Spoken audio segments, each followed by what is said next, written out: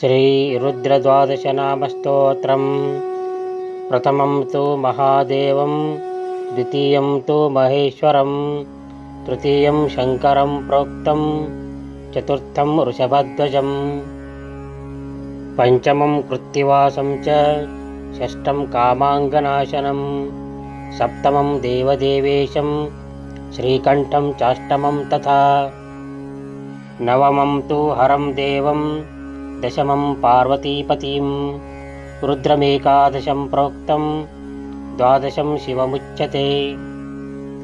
एतद्द्वादशनामानि त्रिसन्ध्यं यः पठेन्नरः गोघ्नश्चैव कृतघ्नश्च भ्रूणः गुरुतल्पगः स्त्रीबालघातकश्चैव सुरापौरुषलीपतिः सर्वं नाशयते पापं शिवलोकं स गच्छति।